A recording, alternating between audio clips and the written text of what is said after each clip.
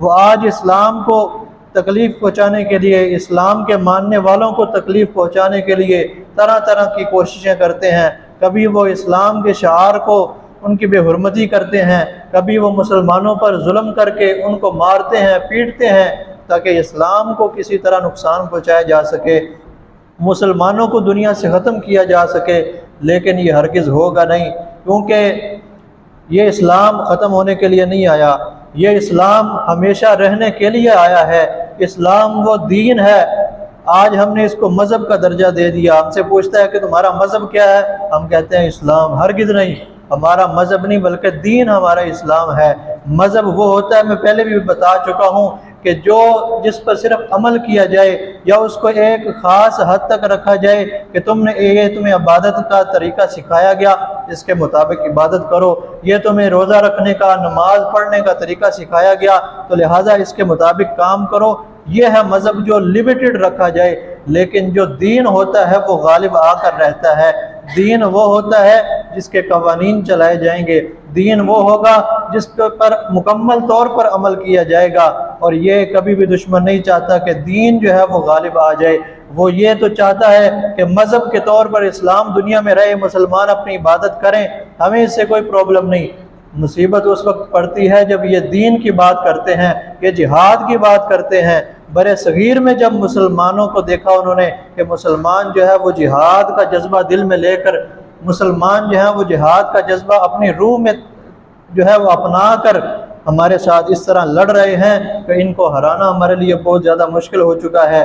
جب ملکہ وکٹوریہ جو بڑی ملکہ تھی برطانیہ کی، اس نے دیکھا کہ مسلمان برِ صغیر میں جڑ پکڑ رہے ہیں، یہاں پر مسلمان بڑھتے چلے جا رہے ہیں، اسلام جو ہے وہ بڑھتا چلا جا رہا ہے، تو اس نے اپنے بڑے بڑے جرنیلوں کو بھیجا اور کہا کہ جاؤ وہاں پر جا کر اپنا قبضہ جماؤ۔ اب جرنیل وہاں پر آئے اور انہوں نے آ کر وہاں پر یہ دیکھا کہ ہم ان مسلمانوں کو ہرا نہیں سکتے، ان مسلمانوں کو بندوقوں سے، تلواروں سے نہیں ہرایا جا سکتا، صرف ایک طریقہ ہے ان کو ہرانے کا، صرف ایک واحد راستہ ہے کہ مسلمان جو ہے وہ ہمارے اندر دب جائیں گے، ہمارے تلے آ جائیں گے، ہمارے پاؤں تلے ان کو کچل دیا جائے گا۔ وہ طریقہ ہے کہ ان سے جہاد کا جذبہ ختم کر دو، ان کے بچوں کے دلوں سے جہاد کو دور کر دو۔ جب یہ جہاد کو چھوڑ دیں گے تو پھر یہ دنیا میں بھی رسوا ہو جائیں گے، کیونکہ میرے آقا صلی اللہ علیہ وسلم کا فرمان ہے کہ جو قوم جہاد چھوڑ دیتی ہے وہ ذلیل و رسوا ہو جاتی ہے، جو قوم جہاد سے پیچھے ہٹ جاتی ہے اس کو اللہ رب العزت دنیا میں بھی رسوا کرتا ہے اور آخرت میں بھی وہ رسوا ہوں گے۔ بس اس کام کو سر انجام دینے کے لیے انہوں نے ایک فتنہ چھوڑا، اور وہ فتنہ آج بھی ہمارے اندر موجود ہے۔ وہ فتنہ آج بھی پہلے سے زیادہ مضبوط ہو کر یہاں آیا۔ انہیں ایک ایسا شخص ملا جو آنکھ سے کانا تھا لیکن بولنے میں بڑا تیز ترار تھا، جو آنکھ سے تو کانا تھا پر دل کا کالا تھا، اور وہ بڑے لوگوں کو اپنے پاس بلانے کے لیے بڑے بڑے لفظ بولتا، متاثر کرتا، اور نام اس کا تھا مرزا قادیانی، مرزا غلام احمد قادیانی اس کا نام تھا۔ ملکہ وکٹوریہ کو پتہ چلا کہ ہمارا جو ہے وہ ایک مورا مل چکا ہے، تو لہٰذا مسلمانوں کے اندر ان کو لانچ کیا جائے۔ اب وہ آیا، اس نے آ کر یہ دعویٰ کیا کہ میں نبی ہوں۔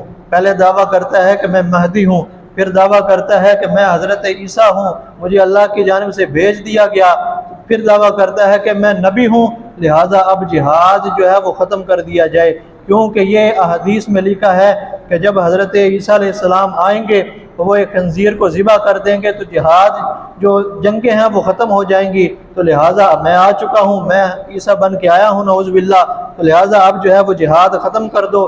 یہ جو دوسرا جہاد ہے، جہاد بن نفس ہو گیا، یہ جاری رکھو، اپنے نماز پڑھو، روزے رکھو، زکوٰۃ دو، اپنے نفس کے ساتھ جہاد کرو، تمہیں کوئی کچھ نہیں کہے گا۔ لیکن یہ جو جنگ و قتال والا جہاد ہے یہ اب ختم کر دیا جائے۔ تب جو ہے وہ مسلمانوں کو پتہ چلا کہ یہ سب سے بڑا فتنہ ہمارے اندر چھوڑ دیا گیا، اور اسی فتنے کے اندر جو ہے وہ لپٹے ہوئے اور لوگ بھی چلتے آئے۔ وہ مرزا کانا تو مر گیا لیکن اس کے پیروکار آج بھی یہاں موجود ہیں، اور آج ان کے پیروکاروں پر مسلمانوں نے زمین تنگ کر رکھی ہے۔ اور کن مسلمانوں نے؟ جو نعرہ لگاتے ہیں تاجدار ختم نبوت کا، ان مسلمانوں نے جو نعرہ لگاتے ہیں کہ نبی صلی اللہ علیہ وسلم کے بعد کوئی نبی نہیں آ سکتا، جو نبوت کا دعویٰ کرے گا وہ جھوٹا ہوگا، وہ کذاب ہوگا۔ لیکن यहाँ पर भी उनके ऐसे फॉलोवर्स मौजूद हैं, उनके लिए अपने दिल में नरम गोशा रखने वाले मौजूद हैं, जिनको बड़ी तकलीफ़ होती है कि इन पर जो है वो जुल्म किया जा रहा है।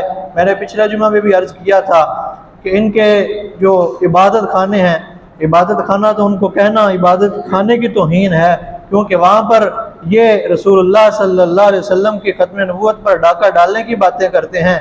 हम उनको इबादत खाना नहीं बल्कि गंद खाना कहेंगे।